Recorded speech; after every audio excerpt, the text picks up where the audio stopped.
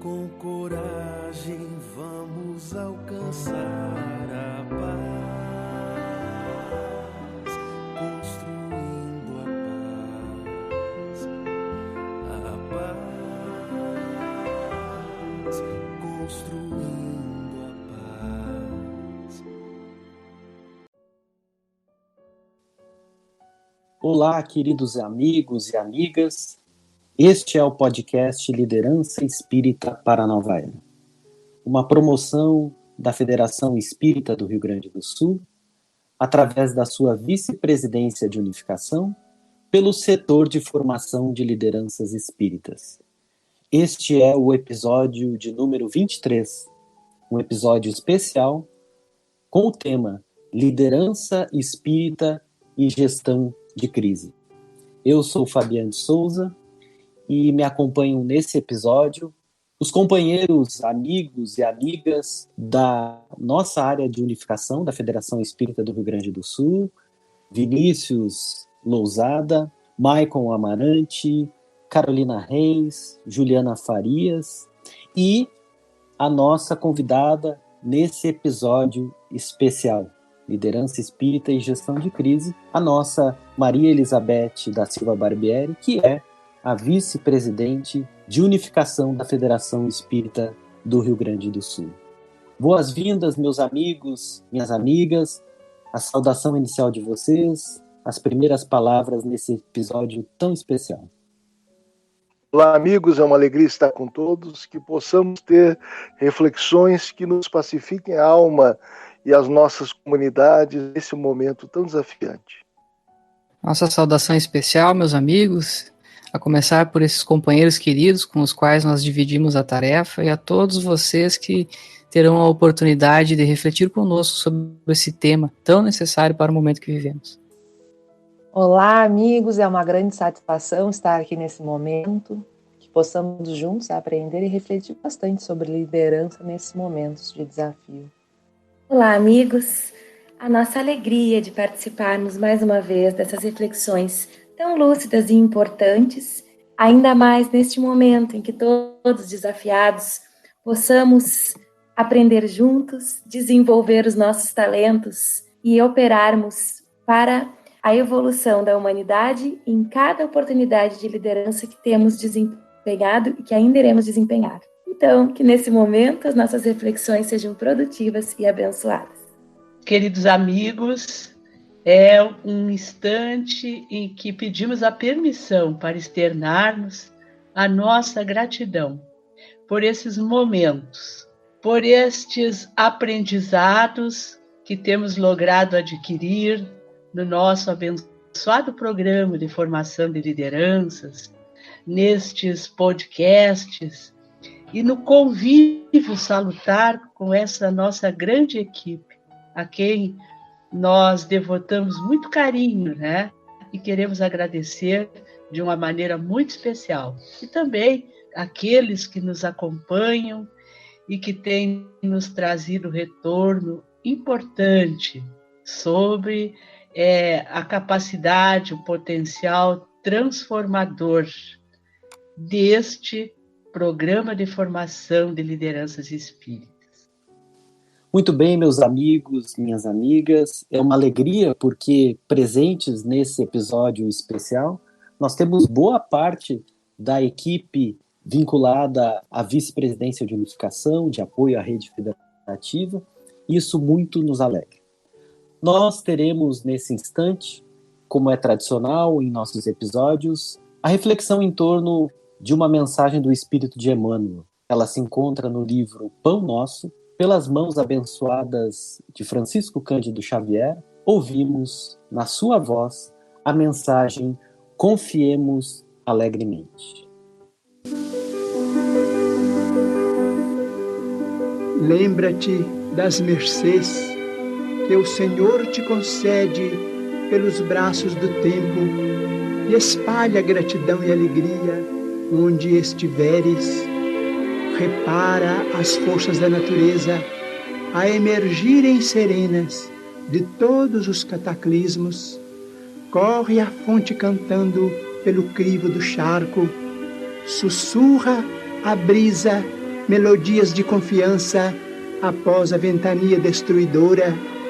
A árvore multiplica flores e frutos além da poda.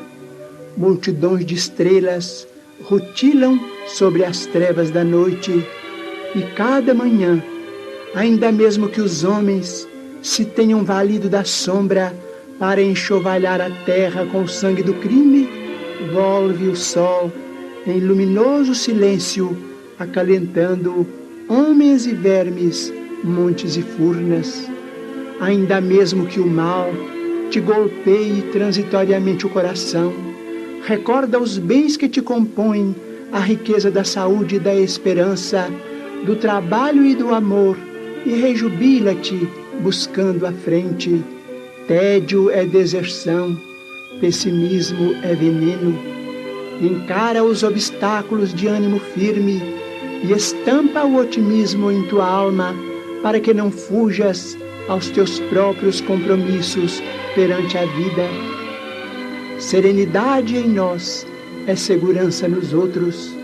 O sorriso de paz é arco-íris no céu de teu semblante. Regozijai-vos sempre, diz-nos o apóstolo Paulo, e acrescentamos: rejubilemo-nos em tudo com a vontade de Deus, porque a vontade de Deus significa bondade eterna. Para um momento especial, se faz necessário um episódio especial. A importância da liderança espírita e a gestão de crise. E para esse momento especial, para nos trazer referências seguras acerca da liderança espírita cristã, nós trazemos nesse episódio especial a nossa convidada Maria Elizabeth da Silva Barbieri. E te convidamos, amiga, a nos trazer as tuas primeiras impressões sobre esse momento, a tua primeira palavra nesse episódio. Meus amigos e amigas, hoje, refletindo sobre esse tema, gestão de crise, fiquei segurando por alguns momentos a obra O Líder Espírita, que, pelo fato de ser uma obra de natureza coletiva, de extensas pesquisas e laboratório por longos anos do nosso programa, ela sempre nos traz uma inspiração nos momentos em que nós estamos alinhando nosso raciocínio e trabalhando, enfim, essas questões. Fiquei olhando a capa da obra, aquele pôr de sol, e que já se prestou a tantas interpretações ao ser contemplado. E eu fiquei pensando que o pôr de sol não deixa de ser uma crise, porque é uma ausência de luz. É uma noite que chega. É um desafio e uma grande interrogação com relação ao dia seguinte, que, por certo, não será igual. Então, de certa forma, fiquei pensando que liderar é gerir crises.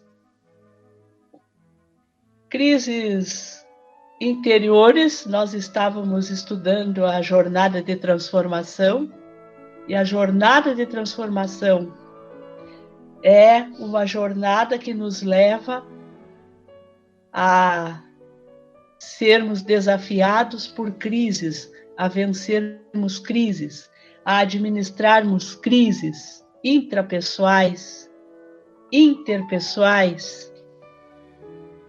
Então, me trouxe isto, a certeza de que a crise, para a liderança espírita, ela é, na verdade, o seu campo de trabalho, o campo que lhe cabe cultivar.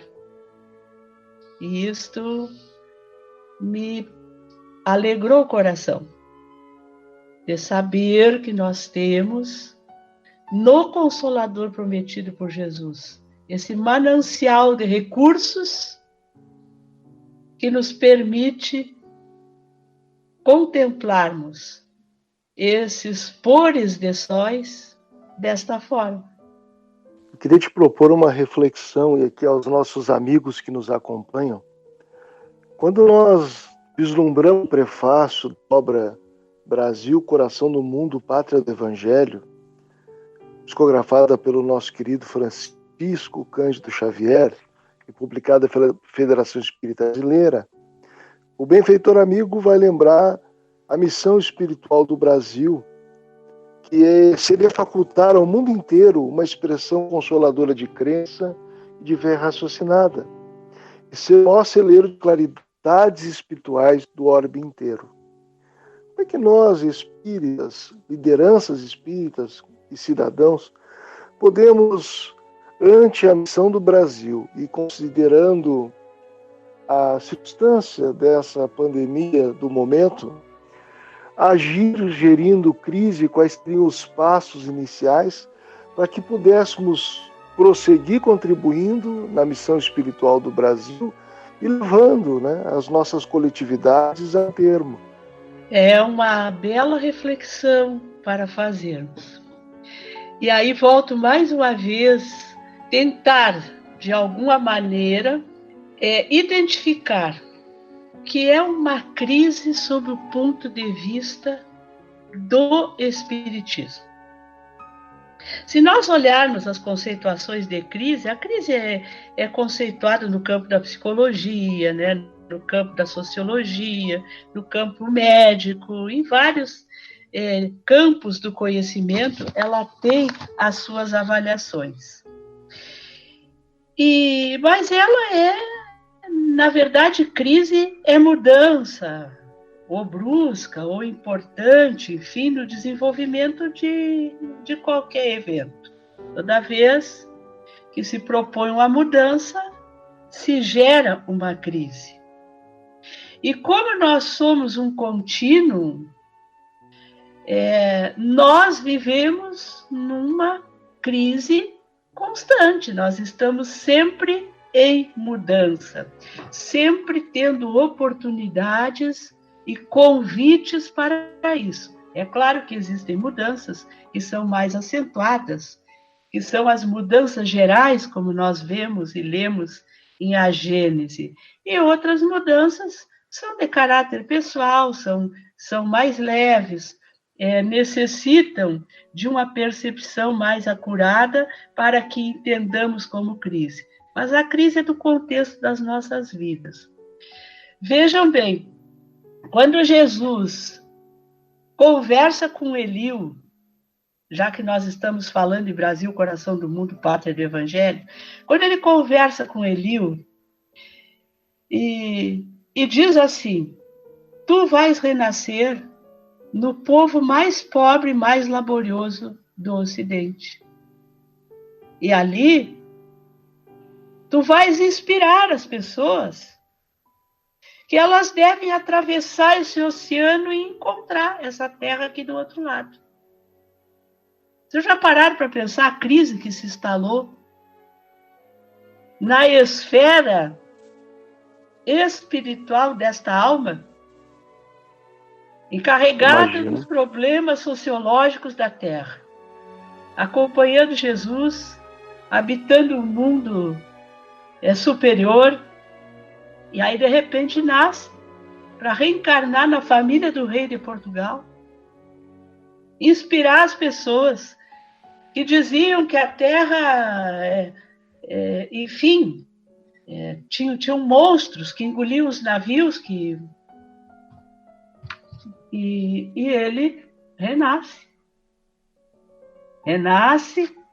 mergulha na matéria densa, guarda é claro que vai guardar algumas percepções, o conhecimento, mas vem se submeter a um mergulho na matéria e uma contenção das suas potencialidades. É uma crise. O Evangelho está cheio de crises. Quando Jesus nasce e é perseguido por Herodes, e nasce num estábulo, ali está gerada uma crise desafiadora, existe uma ausência, existem mudanças bruscas. Então, o que nós estamos vivendo hoje é uma crise gerada por fatores externos. É uma mudança daquelas mudanças gerais, em que todos nós estamos pressionados a buscarmos novos caminhos. Emmanuel vai nos dizer numa mensagem que tem na obra Vinha de Luz e que se intitula Crises, que a crise é que decide o futuro. Interessante essa frase. A crise é que decide o futuro.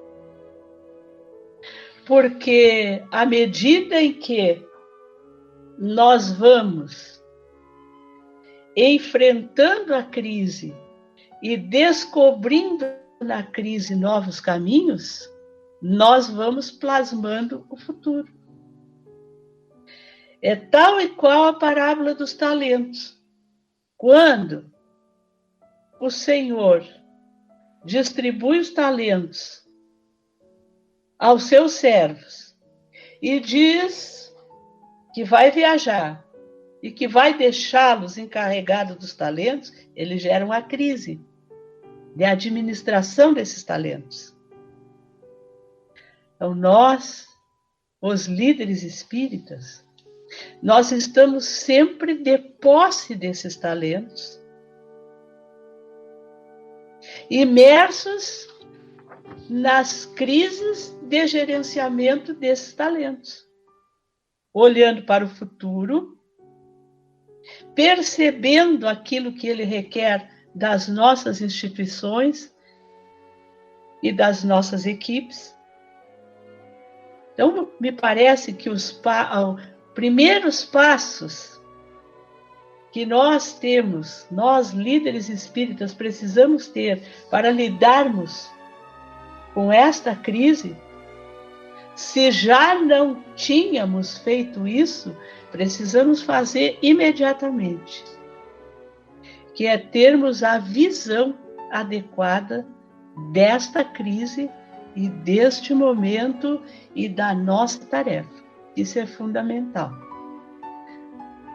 Estávamos estudando Jornada de Transformação do Líder, então é a hora de consultarmos a nossa liderança pessoal. Qual é a nossa perspectiva acerca da nossa tarefa diante do mundo que aí está? O que é que nós devemos entregar?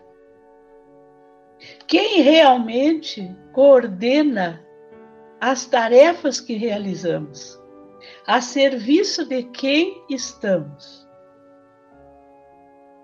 Porque quando a gente vai estudar a gestão de crise nas empresas, o que a gente vai fazer?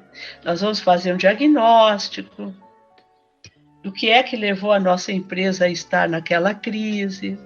Vamos fazer um plano para minimizar os riscos, os prejuízos, olharmos para frente e verificarmos como é que nós vamos sair daquela crise. Normalmente, quem tira a empresa da crise não é quem a levou até lá.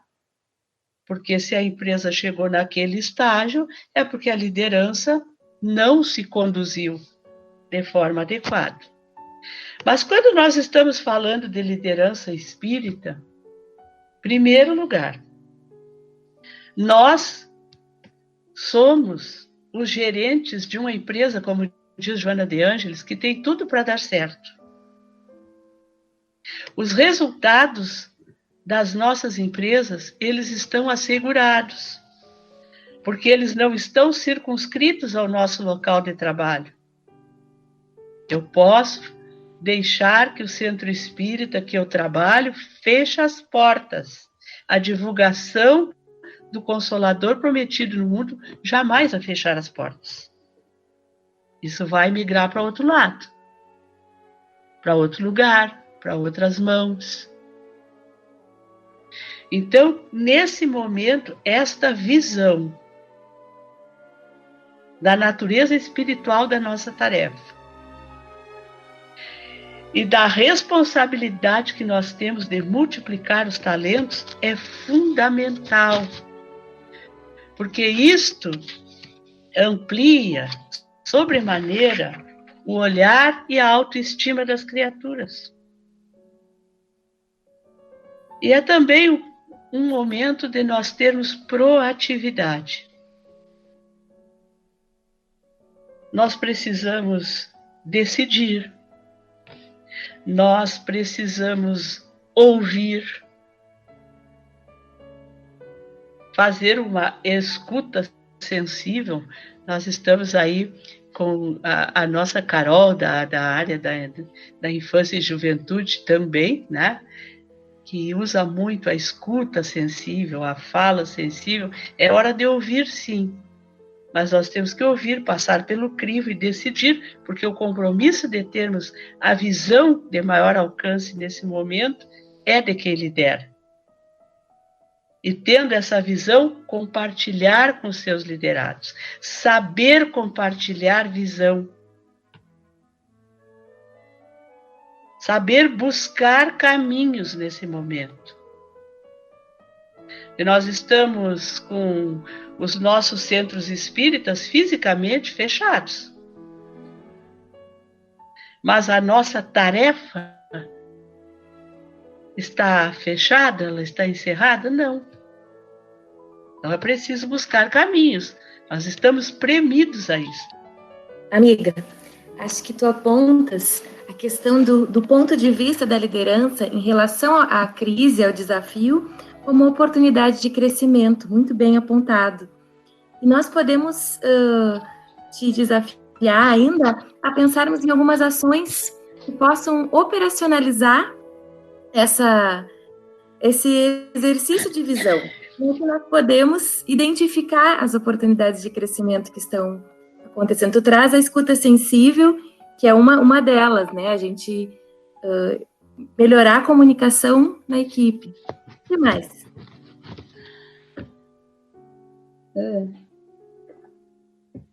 A oportunidade de crescimento, tudo aquilo que nos permite transformar o orgulho e egoísmo em altruísmo e humildade é muito importante. Uma oportunidade de crescimento que a crise sempre nos traz é que a crise, ela evidencia aquilo que é necessidade e aquilo que é vontade. Porque nós vamos sendo desafiados a decidirmos pelo que realmente é necessário no momento da crise. Então, isto nos leva a termos um olhar que precisa ser um olhar também compartilhado. Tu trouxeste um termo que é fundamental, é comunicação. Como nos comunicarmos num tempo em que as comunicações, elas fluem de uma maneira muito rápida. A comunicação hoje, ela é um dos fatores mais propícios a gerar crise. Bom, a gente está vendo isso diariamente. É uma fala mal postada e ela gera uma crise que muitas vezes leva ao descrédito. Então, a nossa federativa, ela vem abençoadamente construindo ferramentas que, doravante, vão se tornar, já eram, mas elas vão se tornar ferramentas imprescindíveis para as nossas lideranças, porque a crise, ela não se esgota com o debelar dessa enfermidade. Ela vai deixar sulcos profundos na humanidade que nós vamos precisar tratar, talvez, por décadas ainda. Então, o nosso plano de comunicação institucional, que a nossa área de unificação compôs, estava, de uma forma muito inspirada pelo alto, antecipando isto. Como nos comunicarmos institucionalmente de maneira a não gerarmos descrédito para as nossas instituições. Como nos comunicarmos em um processo que se faz em rede e do qual nós não temos controle. Mas nós precisamos ter uma argumentação segura. Manual de linguagem que está vindo na esteira do plano de comunicação. O programa de formação de lideranças. Então, são ferramentas que os líderes de hoje, se estiverem fazendo a leitura correta deste momento, devem estar agora sentindo a necessidade de se tornarem cada vez mais e mais criaturas com espírito de aprendiz. Esses conteúdos do nosso programa de formação de liderança, eles são fantásticos. Eles sensibilizam quando a gente toma contato com eles, mas eles só geram resultado nas nossas instituições quando eles são aplicados. A gente vê que as organizações do mundo, elas investem milhões em treinamento, desenvolvimento de liderança. Necessariamente, isso não é posto em prática, porque você pode passar uma semana em um outdoor training, em uma imersão de líderes agora. Se no outro dia você sair dali, voltar para o seu posto de trabalho e não se dedicar de forma devotada a colocar em prática, não adianta. Você pode falar, você pode escrever sobre isso, mas a questão é a vivência. Então, a oportunidade de crescimento maior que eu vejo agora, Carol, é vivenciar aquilo que nós temos aprendido sobre liderança com Jesus. De pegar cada item, cada versículo do Novo Testamento e perguntarmos: que lição de liderança tem aqui? O que o mestre está querendo me dizer nesse momento de crise? Porque isso vai gerar uma insatisfação, como diz Joana de Ângeles na obra Autodescobrimento. Toda mudança, ela nasce de uma insatisfação. Eu estou satisfeito com a minha forma de liderar, com os resultados que eu tenho obtido, a forma com que eu tenho tratado os meus deveres na instituição, na equipe que eu lidero, é uma grande oportunidade, me parece. Minha amiga querida, tuas reflexões sobre a conceituação de crise, gestão de mudança, a importância de compartilhar o objetivo comum, enfim, elas não poderiam ser mais oportunas e pacificadoras. Então, eu gostaria desde já de expressar minha gratidão pela forma como tu trouxeste para nós e nos orienta nesse momento tão importante. E como tu disseste, nós temos momentos em que as mudanças são mais gerais, que vez ou outra nós nos deparamos. Eu entendo e trago aqui para a tua apreciação, e diferente de uma gestão de mudanças planejada, a mudança geral ela nos exige alguma coisa assim que é difícil de combinar, pelo menos me parece, né? Que é uma resposta rápida, mas que não nos seja precipitada. Então, eu preciso ser rápido, mas não posso ser precipitado. Então, se houver algum reparo a esse argumento, eu peço que tu fique à vontade, assim, para corrigir.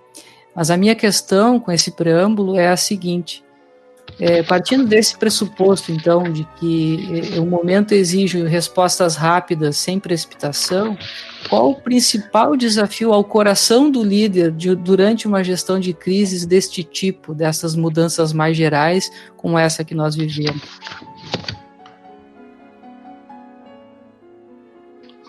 Olha, Michael, tu sabes que isto é uma pergunta que a gente tem se feito muito, né, nesse momento. O coração do líder, porque por muito tempo, assim, quando se falava em liderança, ficávamos muito focalizados nas metodologias, no como fazer, nas ferramentas de gestão, enfim.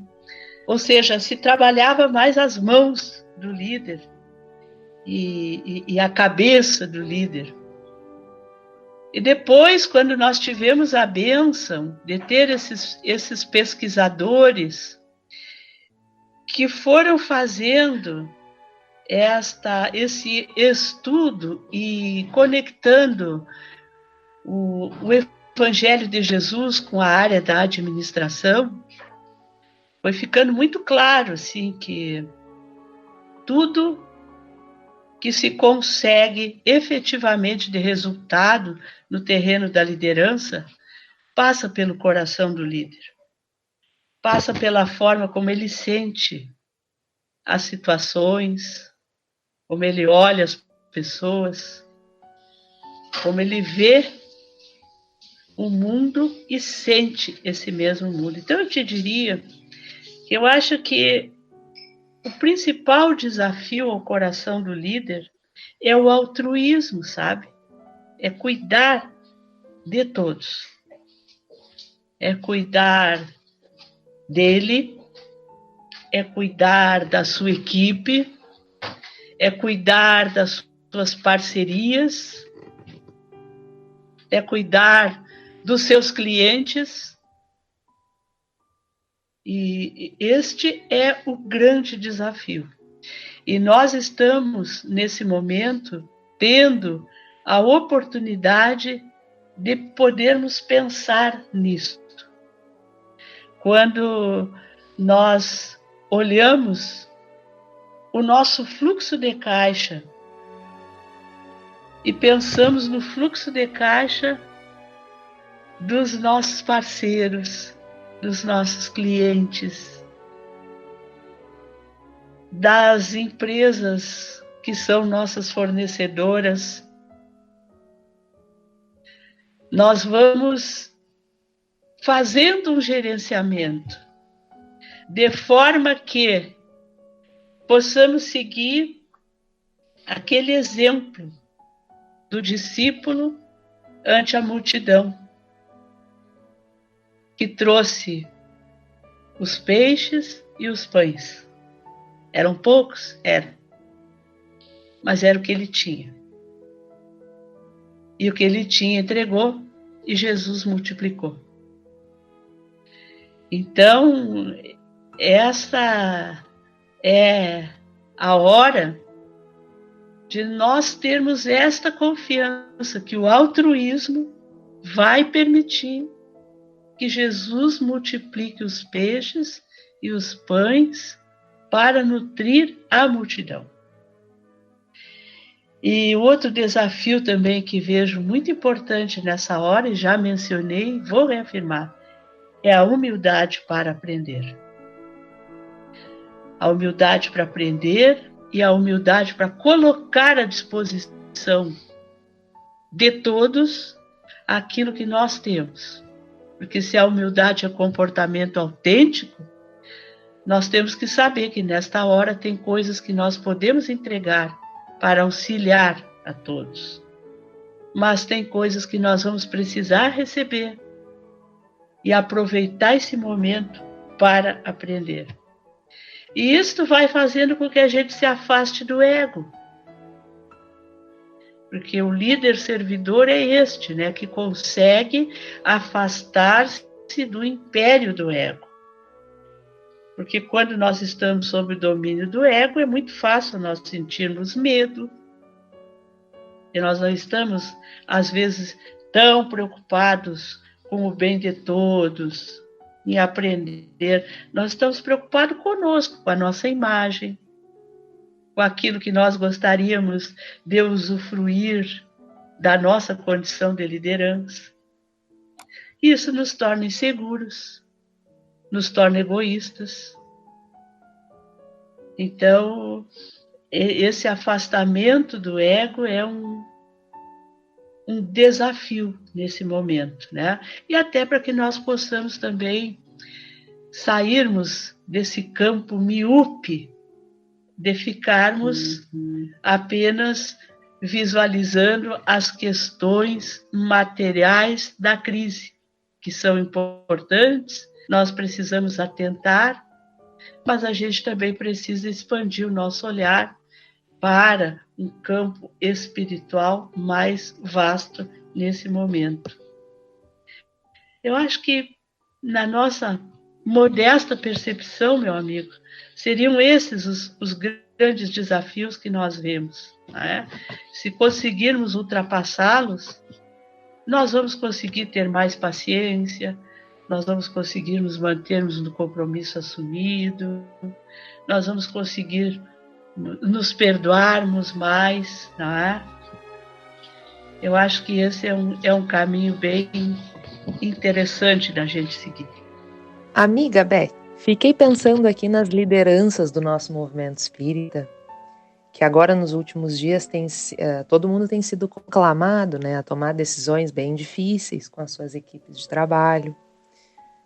Então, pensando por esse lado, eu queria perguntar assim, como é que a gente pode equilibrar o acolhimento dos trabalhadores como seres integrais, assim, né, que também estão vivenciando esse momento de crise com seus desafios pessoais, familiares, e ainda assim compartilhar a visão e encorajar para que todos nós trilhemos aquela segunda milha referida por Jesus. Eu lembro muito de uma frase, né, do Mestre Jesus, que ele diz assim: eu sou o caminho, a verdade, a vida, e ninguém vem ao Pai senão por mim. Quando li pela primeira vez a tradução do nosso querido Haroldo Dutra Dias, desta forma, com o verbo nesse tempo, ninguém vem, porque até então eu sempre li, sempre repetia, ninguém vai ao Pai senão por mim. Parei para refletir que realmente faz toda a diferença o verbo nesse tempo. Porque o que Jesus está querendo nos sinalizar ali, que ele já foi. Então ele sabe o caminho. Por isso ele é o caminho. Então a liderança, ela precisa exemplificar. Nada é mais estimulante e encorajador do que o exemplo. E também tem uma outra questão que nós precisamos atentar, que é o processo de confiança. O liderado, quando ele confia no seu líder, ele supera com mais facilidade os obstáculos e os desafios.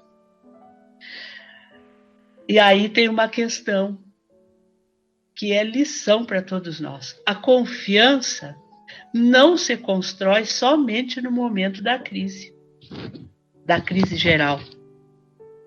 A confiança, ela é um processo que vai se estabelecendo diuturnamente. Porque se isso não estiver suficientemente construído pelo líder com sua equipe, pelos exemplos, pelo companheirismo, pelo próprio reconhecimento da sua fragilidade, as lideranças não são pessoas acima das dificuldades terrenas, não são super-homens nem super-mulheres, são pessoas comuns. Mas quando se colocam nesta condição, reconhecendo as suas faltas, ouvindo, sendo transparentes, colocando o seu ombro à altura da cabeça dos seus liderados nos momentos de dificuldade, existe um processo empático e, por via de consequência, um processo de confiança. Então, se nós conseguirmos inspirar confiança e exemplificarmos com esforço para vivenciar aquilo que nós estamos propondo aos nossos liderados, nós vamos auxiliar nesta homeostase, nesse equilíbrio. Eu recordo que o nosso autor, o Daniel Goleman, ele escreveu um livro intitulado Liderança, Inteligência Emocional na Formação do Líder de Sucesso. E o Daniel Goleman traz nesta obra uma fala sobre as pesquisas realizadas com os neurônios espelho, tá? Dizendo que é uma das descobertas mais espantosas a identificação desses neurônios espelhos em áreas dispersas do nosso cérebro. Então, foram os neurocientistas italianos, né, os que observaram um cérebro do macaco e perceberam que ele tinha determinadas reações lá. Um dia, um assistente lá do laboratório levou a casquinha de sorvete à boca e desencadeou uma reação numa célula lá do macaco. Foi o primeiro indício.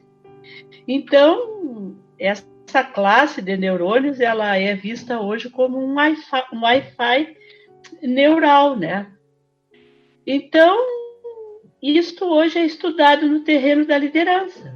Os neurônios espelhos, que têm uma importância particular na organização das emoções, das ações dos líderes, porque, cientificamente, né, eles estão pesquisando o fato de que as lideranças, elas têm essa capacidade de ativar os circuitos neurais nos cérebros dos seus liderados através das suas ações. Então, isso é muito interessante. Então, fica assim para a nossa reflexão o que nós estamos ativando no circuito neural dos nossos liderados. Se nós estamos exemplificando uma forma de nos conduzir com relativa segurança, tranquilidade, confiança em Deus, nesses momentos de crise, é bem provável que a grande maioria dos nossos liderados também reproduzam esse tipo de sentimento. Claro que cada um na gradação da sua capacidade, cada um na perspectiva do seu livre-arbítrio, mas terão essa fonte de inspiração para essas atitudes. Querida amiga, o livro O Líder Espírita tem sido um companheiro muito próximo nesses dias tão complexos e especiais. E no capítulo 10º da obra O Líder Espírita, o capítulo intitulado O Líder Espírita e as Tentações, eu encontrei ali uma referência às diretrizes de resistência e perseverança. E vocês, como autores da obra, sinalizaram que nem mesmo Jesus esteve a salvo dessas diretrizes de resistência e perseverança.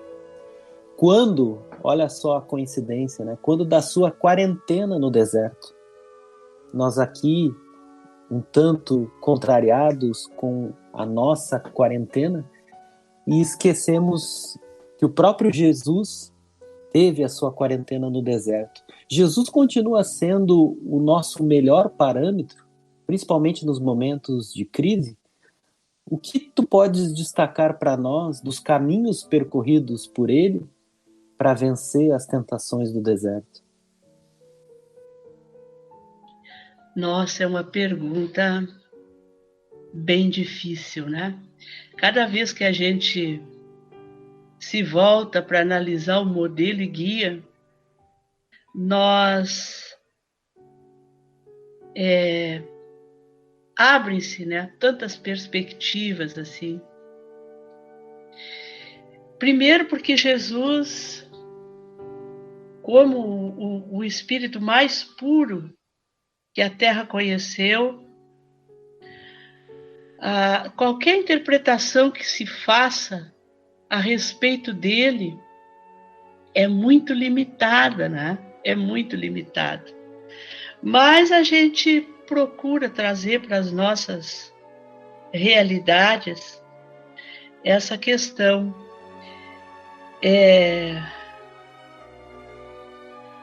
Eu vejo assim que o mestre ele foi exemplificando ao longo da sua trajetória um contexto de crises, né? Um contexto de crises que ele foi superando e nos legando assim, caminhos para superarmos. A questão das escolhas. À medida em que ele vai chamando os seus discípulos para abrirem mão daquilo que faziam, gerando uma profunda crise em cada um. E ainda que nos evangelhos eles tenham relatado que os pescadores ali, os primeiros, né, soltaram as suas redes e imediatamente o seguiram. Eu penso que aquilo ali é uma lembrança, é uma recordação passada por Mateus e pelos outros evangelistas, porque o que ficou para eles realmente foi o momento da decisão. Mas quanto eles devem ter pensado, né? Quanto eles devem ter pensado antes em tomar aquela decisão.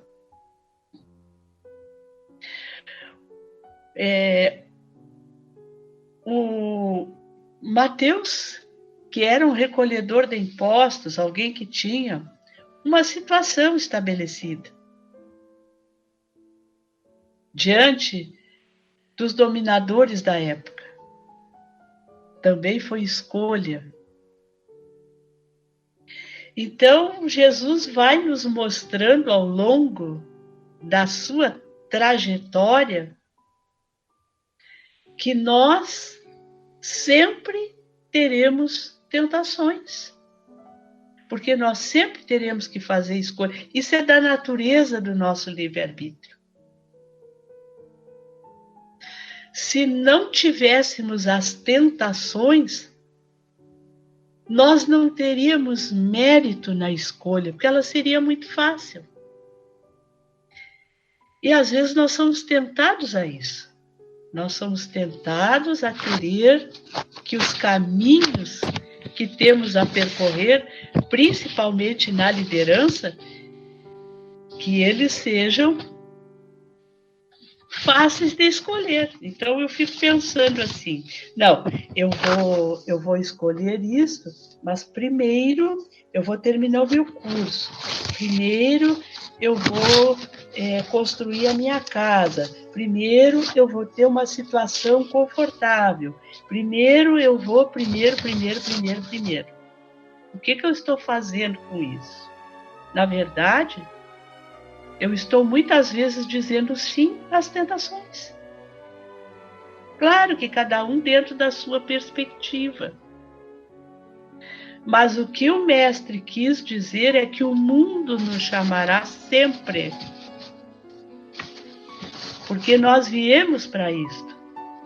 Nós viemos para o mundo. Nós viemos para dominar a matéria. O espírito renasce para aprender a suportar a parte que lhe toca na obra da criação. É isso que está lá em O Livro dos Espíritos. E é também para espiritualizar a matéria. Então, isso vai passar pelas escolhas. No Evangelho de João, tem um versículo que diz assim: Pai, salva-me dessa hora. Mas para isso vim a esta hora. O que João está querendo dizer? Que ele não quer sucumbir à tentação, mas que ele veio para ser submetido a ela. Então, são momentos assim em que nós vamos aprendendo a dar respostas, né? Muitas respostas aos convites do mundo. E a cada convite do mundo que nós vamos enfrentando, que nós vamos conseguindo responder de uma forma adequada, tendo equilíbrio, como a Juliana trazia, porque é preciso equilíbrio, né? Se nós estamos mergulhados na matéria, precisamos espiritualizar a matéria, então precisamos dela. Então, essa mensuração, essa questão de quando estaremos no campo, quando voltaremos à cidade, quando estaremos no terraço, quando desceremos a casa, nessas imagens tão sugestivas do sermão profético, é a tentação que Cepé vai nos trazer também as suas tentações na caverna, né? No livro Cepé, o Guerreiro da Paz, que nos mostra, assim, bem momentos de crise, quais são as decisões que precisam ser tomadas e o que é que deve estar claro para nós, que é a quem servimos.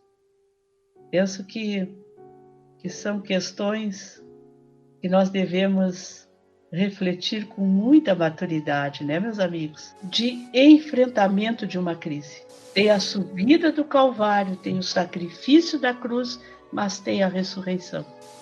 Então, quando nós conseguimos olhar nesta dimensão, este exemplo do líder maior que é Jesus, nós vamos conseguir arregimentar forças para debelarmos qualquer crise. Diz que quem conhece os porquês suporta todo o como. E é verdade. Quando se vê a ressurreição,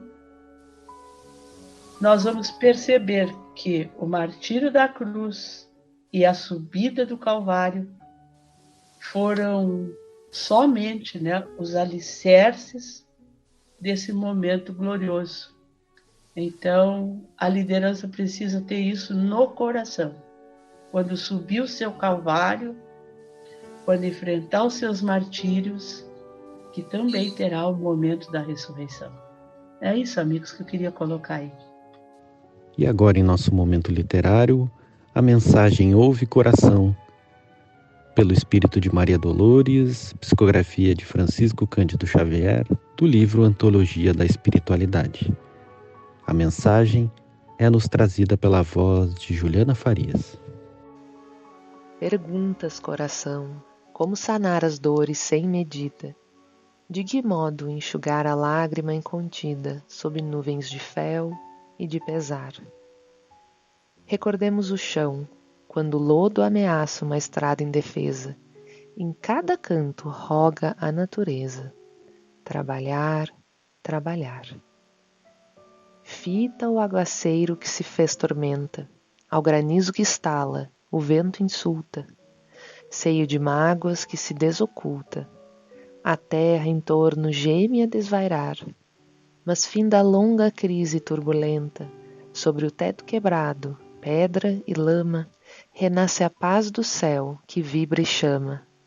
Trabalhar, trabalhar. Ressurge inalterado o sol risonho.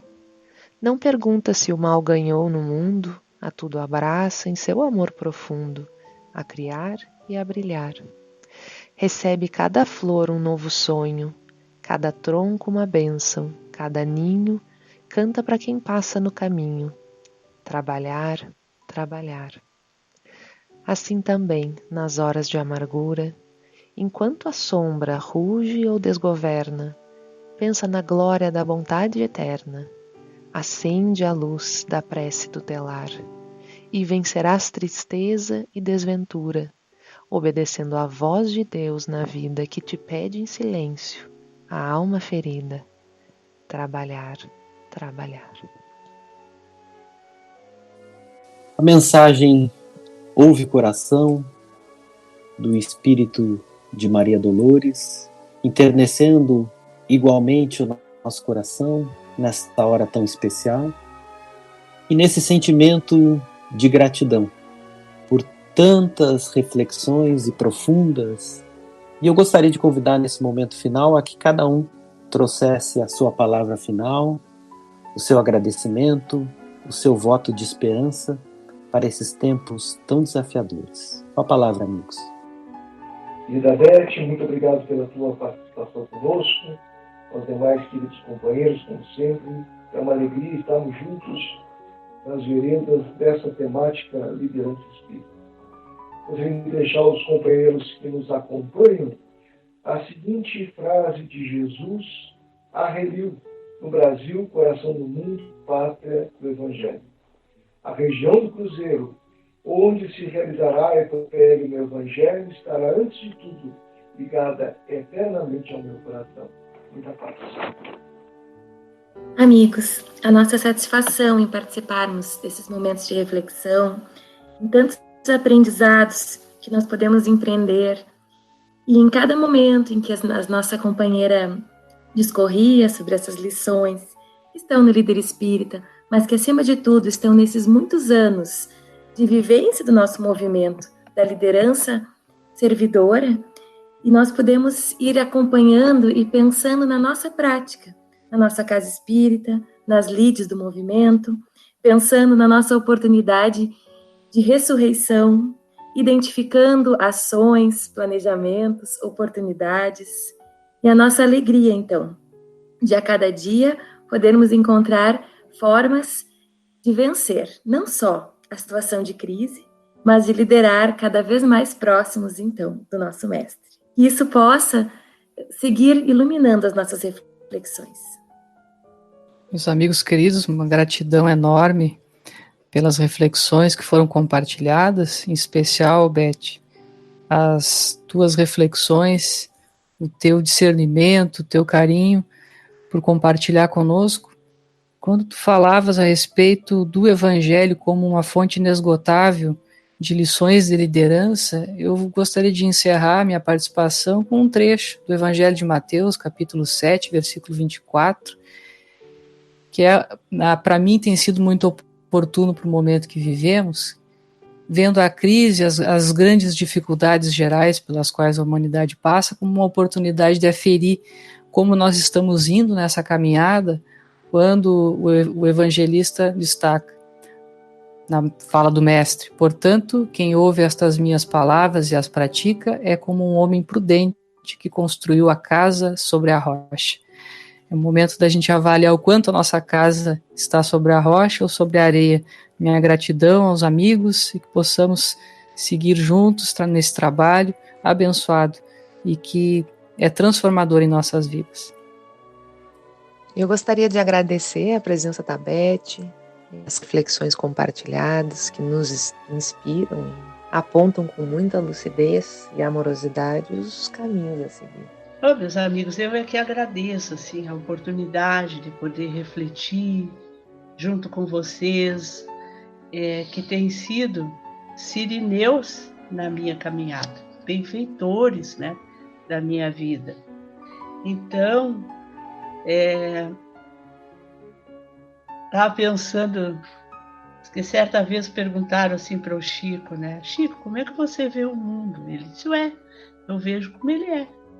E as pessoas, Chico, como é que você vê as pessoas? Como elas são. Então, nós iniciamos falando sobre visão. É bom lembrar sempre disso. O mundo e as pessoas são como eles são. A nossa visão sobre eles é que precisa ser construída de uma forma que beneficie a nós e o mundo.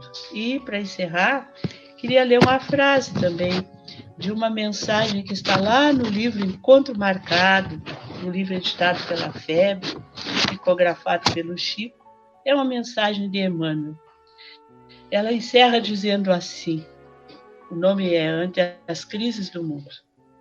Que o mundo se encontra em conflitos dolorosos, à maneira de cadinho gigantesco em ebulição para depurar os valores humanos, é mais que razoável, é necessário. Entretanto, acima de tudo, importa considerar que devemos ser, não obstante as nossas imperfeições, um ponto de luz nas trevas, em que a inspiração do Senhor possa brilhar. Então, que sejamos um pontinho, bem pequenininho, mas de luz nas trevas do mundo. Obrigado, amigos. A gratidão é nossa, querida amiga e convidada especial desse episódio, Maria Elizabeth da Silva Barbieri. A frase que eu deixo como reflexão aos queridos amigos que nos acompanham nesse episódio do podcast está em Mateus, capítulo 11, versículos 28 a 30. Vinde a mim, todos os que estáis cansados e oprimidos, e eu vos aliviarei. Tomai sobre vós o meu jugo e aprendei de mim, que sou manso e humilde de coração, e encontrarei descanso para as vossas almas. Este foi o episódio 23 especial, com o tema Liderança Espírita e Gestão de Crise. Fiquem em paz, queridos amigos, muita paz.